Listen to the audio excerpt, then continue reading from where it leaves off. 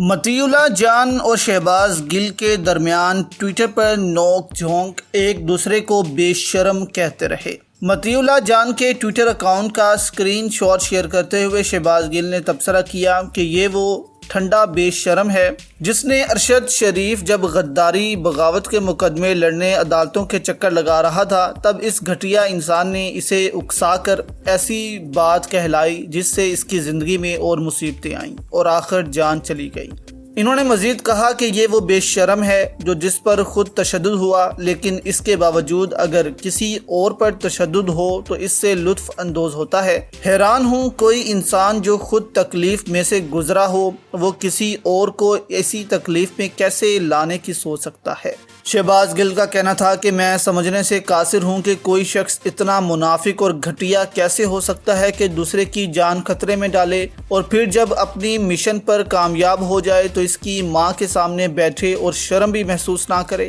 میں نے سفاکیت کے بارے سنا تھا، اس شخص کو دیکھ کر پتہ چلا سفاکیت کیا ہوتی ہے۔ ڈاکٹر شہباز گل نے کہا کہ اس بے شرم انسان میں اتنی سفاکیت ہے کہ اب یہ ارشد شریف کی ماں کے سامنے بیٹھ کر انجوائے کر رہا ہوگا انہیں تکلیف میں دیکھ کر۔ حیران ہوں جو انسان خود کسی مشکل سے گزرا ہو وہ ویسے ہی مشکل یا اس سے بھی بڑی مشکل میں گرفتار کسی شخص کے لیے اور برا کیسے سوچ سکتا ہے۔ ارشد شریف رحم دل تھا۔ شہباز گل نے مزید کہا کہ یہ ٹھنڈا بے شرم آج ارشد شریف کو بہادر صحافی کہہ رہا ہے اور جب وہ ملک سے مجبوری میں گیا تو اسے فرار ہونا کہہ کر مذاق اڑا رہا تھا۔ میں نے بے شرم بہت دیکھے لیکن اس بے شرم جیسا ابھی تک نہیں دیکھا۔ نیچے شہباز گل نے ان کا اسکرین شاٹ بھی شیئر کیا جس میں ارشد شریف کی پاکستان سے جانے والی تصویر تھی اور اوپر لکھا تھا مقدمے کے اندراج پر اینکر ارشد شریف پشاور ایئرپورٹ سے دبئی فرار ہو گئے۔ ڈاکٹر شہباز گل کے اس تبصرے پر مطیع اللہ جان غصے میں آ گئے اور شہباز گل کو سخت جواب دیا۔